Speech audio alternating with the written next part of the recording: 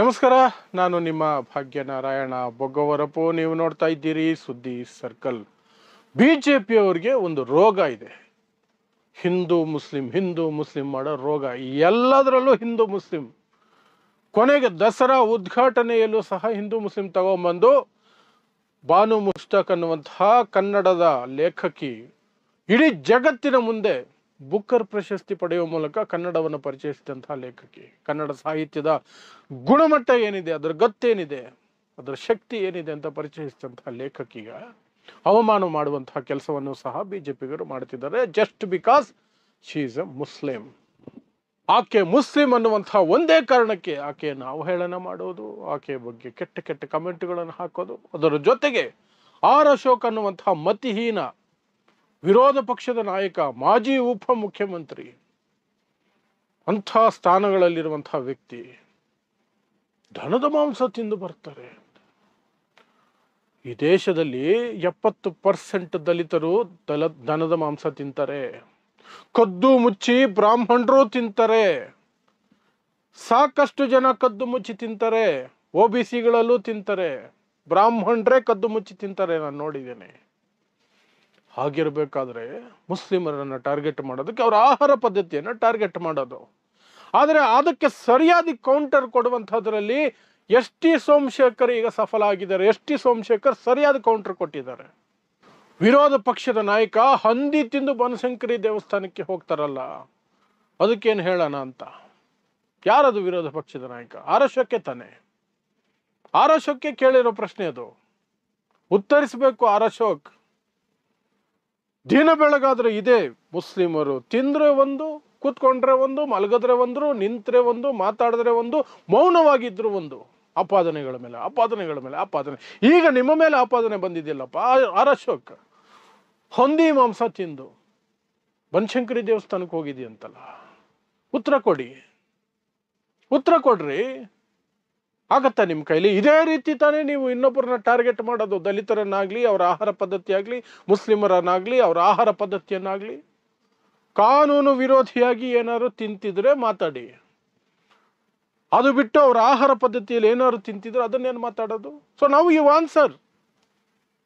ಹಂದಿ ಮಾಂಸ ತಿಂದು ನೀವು ಬನಶಂಕರಿ ದೇವಸ್ಥಾನಕ್ಕೆ ಹೋಗಿದ್ರೆ ಅದು ಯಾವ ಹಿಂದುತ್ವ? ನೀವೇ ಹೇಳ್ತಾ ಇರೋದು, ನಾನು ಹೇಳ್ತಿಲ್ಲ. ನಾನು ಹೇಳ್ತೀನಿ, ಏನು ಬೇಕಾದ್ರೂ ತಿಂದು ಹೋಗಿ, ನಿಮಗೆ ಭಕ್ತಿ ಇದ್ರೆ ದೇವಸ್ಥಾನಕ್ಕೆ ಹೋಗಿ, ಏನು ತಿಂದು ಹೋದ್ರೂ ತಪ್ಪಿಲ್ಲ. ಭಕ್ತಿಗೂ ಆಹಾರಕ್ಕೂ ಸಂಬಂಧನೇ ಇಲ್ಲ. ನಿಮ್ಮ ಧಾರ್ಮಿಕ ನಂಬಿಕೆಗಳಿಗೂ ಆಹಾರ ಪದ್ಧತಿಗೂ ಸಂಬಂಧನೇ ಇಲ್ಲ. ಒಂದೊಂದು ಊರುಗಳಲ್ಲಿ ಒಂದೊಂದು ಜಾತಿಯಲ್ಲಿ ಒಂದೊಂದು ಸಂಪ್ರದಾಯ, ಒಂದೊಂದು ಪ್ರದೇಶದಲ್ಲಿ ಒಂದೊಂದು ಸಂಪ್ರದಾಯ ಇದೆ. ಎಷ್ಟೋ ಪ್ರದೇಶಗಳಲ್ಲಿ, ಎಷ್ಟೋ ಜಾಗಗಳಲ್ಲಿ ದೇವರಿಗೆ ನೈವೇದ್ಯವಾಗಿ ನಾನ್ ವೆಜ್ಜೇ ಕೊಡ್ತಾರೆ, ಕೋಣ ಬಲಿ ಕೊಡ್ತಾರೆ, ಕೋಣದ ಮಾಂಸನ ಪ್ರಸಾದವಾಗಿ ಕೊಡ್ತಾರೆ. ಎಲ್ಲಿದ್ದೀರಿ? ಆದರೂ ನಿಮ್ಗಿದು. ಸೊ ಈಗ ಹೊಂದಿ ಮಾಂಸ ತಿಂದು ಹೋಗುವ ವಿರೋಧ ಪಕ್ಷದ ನಾಯಕ ಅಂತ ST ಸೋಮಶೇಖರ್ ಸ್ಪಷ್ಟವಾಗಿ ಹೇಳಿದ್ದಾರೆ. ಕಮಾನ್, ಅದಕ್ಕೇನು ಸಮಜಾಯಿಷಿ ಕೊಡ್ತೀರೋ ಕೊಡಿ. ಆರ್ ಅಶೋಕ್ ಕೊಡಿ, ನೀವು ಕೊಡಲೇಬೇಕು. ಅದರ ಜೊತೆಗೆ ಬಿಜೆಪಿಗೆ ಒಂದು ದೆವ್ವ ಹಿಡಿಯುತ್ತೆ ಅನ್ನೋದ್ರ ಬಗ್ಗೆನೂ ST ಸೋಮಶೇಖರ್ ಚೆನ್ನಾಗಿ ಹೇಳಿದ್ದಾರೆ. ಹಿಂದೂ ಮುಸ್ಲಿಂ ವಿಚಾರ ಬಂದ್ರೆ ಅವ್ರು ದೆವ್ವ ಹಿಡ್ದಂಗೆ ಆಡ್ತಾರೆ. ಮುಸ್ಲಿಮರು ಇಲ್ಲ ಅಂದ್ರೆ ಯಾವುದಕ್ಕೂ ಅವ್ರು ತಲೆ ಕೆಡ್ಸ್ಕೊಳ್ಳಲ್ಲ. ಏನಾದರೂ ಆಗಲಿ ಅದ್ರ ಬಗ್ಗೆ ಚಕಾರ ಎತ್ತಲ್ಲ.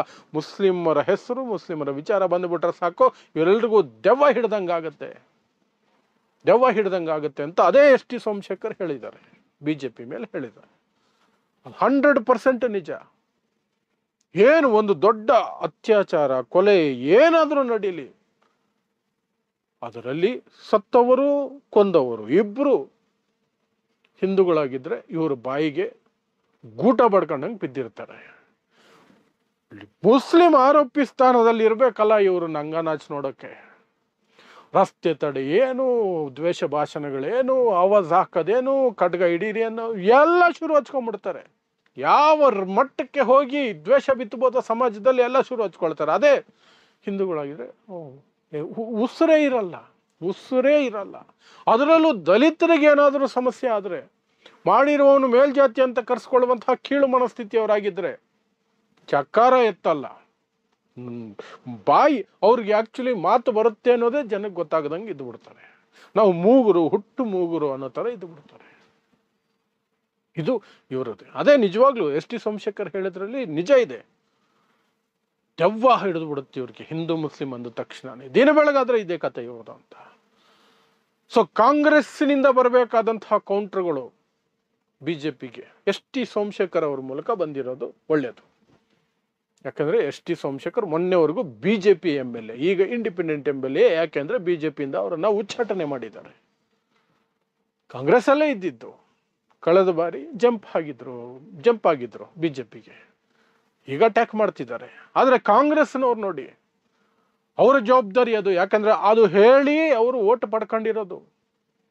ಯಾಕೆ ಕಾಂಗ್ರೆಸ್ ಜವಾಬ್ದಾರಿ ಅಂತ ಹೇಳ್ತೀನಿ ಅಂದ್ರೆ, ನಾವು ಕೌಂಟರ್ ಕೊಡ್ತೀವಿ ಅಂತ ಹೇಳಿ, ಬಿಜೆಪಿಯ ಧರ್ಮದ್ವೇಷದ ವಿರುದ್ಧ ನಾವು ಹೋರಾಡ್ತೀವಿ ಅಂತ ಹೇಳಿ, ಆ ಧರ್ಮದ್ವೇಷದ ವಿರುದ್ಧ ನಿಮಗೆ ರಕ್ಷಣೆ ಕೊಡ್ತೀವಿ ಅಂತ ಹೇಳಿ ಮುಸ್ಲಿಮರಿಂದ ಓಟ್ ಹಾಕ್ಸ್ಕೊಂಡಿರೋದು ಕಾಂಗ್ರೆಸ್ನ ಪ್ರಥಮ ಆದ್ಯತೆ ಆಗಬೇಕದು.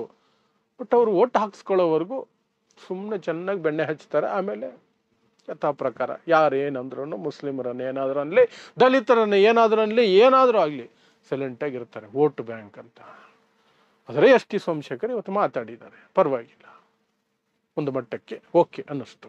ಹಾಗಾಗಿ ಅದು ತಿಳಿಸೋಣ ಅಂತ ಹೇಳಿದೆ. ಯಾಕಂದರೆ ಆರ್ ಅಶೋಕ್ ಯಾವ ಮಟ್ಟಕ್ಕೆ, ನಾನು ಯಾವ ಕೀಳು ಮಟ್ಟಕ್ಕೆ ಹೋಗ್ತೀನಿ. ಮೊನ್ನೆ ಎಲ್ಲ ಹೇಳಿದ್ದೆ ನಿಮಗೆ, ಯಾರು ಈ ಆರ್ ಅಶೋಕ್ ಸಮುದಾಯಕ್ಕೆ ವಿದ್ಯೆ ನಿರಾಕರಿಸಿದ್ರು, ಶೂದ್ರರು ಅಂತ ಅವರನ್ನ ಶೋಷಣೆ ಮಾಡಿದ್ರು, ಇವತ್ತಿಗೂ ಮುಟ್ಟಿಸ್ಕೊಳ್ಳಲ್ಲ, ಪಕ್ಕದಲ್ಲಿ ಊಟಕ್ಕೆ ಕೂರಿಸ್ಕೊಳ್ಳಲ್ಲ ಅಂಥ ಸಮುದಾಯ. ಆ ಸಮುದಾಯವನ್ನ ಯಾರು ಶೋಷಣೆ ಮಾಡಿದ್ರು, ಆ ಶೋಷಣೆ ಮಾಡಿರೋರು ಪರವಾಗಿ ಹೋಗಿ ನಿಂತ್ಕೊಂಡು ಇಷ್ಟೆಲ್ಲ ಮಾತಾಡೋದು ಆರ್ ಅಶೋಕ್. ಇವತ್ತು ಆರ್ ಅಶೋಕ್ಗೆ ಬಂದು ಬಿದ್ದಿದೆ, ಹೊಂದಿ ಮಾಂಸ ತಿಂದು ಬನಶಂಕರಿ ದೇವಸ್ಥಾನಕ್ಕೆ ಹೋಗಿರೋದು ಅಂತ. ಅದಕ್ಕೆ ರೆಸ್ಪಾಂಡ್ ಕೊಡಲ್ಲ. ಈ ಮಾಧ್ಯಮಗಳಿಗೆ ಕೇಳೋ ಧೈರ್ಯ ಇಲ್ಲ.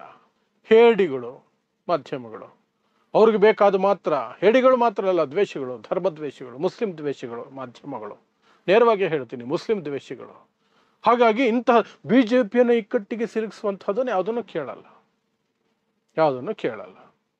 ಆ ಆರ್ ಅಶೋಕ್ಗೂ ಧೈರ್ಯ ಇಲ್ಲ ಹೇಳೋದಕ್ಕೆ, ಅಷ್ಟೇ ಸಿಂಪಲ್. ಆದರೆ ವಿಚಾರ ನಿಮಗೆ ಮುಟ್ಟಿಸಿದ್ದೀನಿ. ಸೊ ಇಂತಹದೇ ವಿಶೇಷ ವರದಿಗಳಿಗಾಗಿ ನೋಡ್ತಾ ಇರಿ ಸುದ್ದಿ ಸರ್ಕಲ್. ನಾನು ನಿಮ್ಮ ಭಾಗ್ಯನಾರಾಯಣ ಬೊಗ್ಗವರಪು.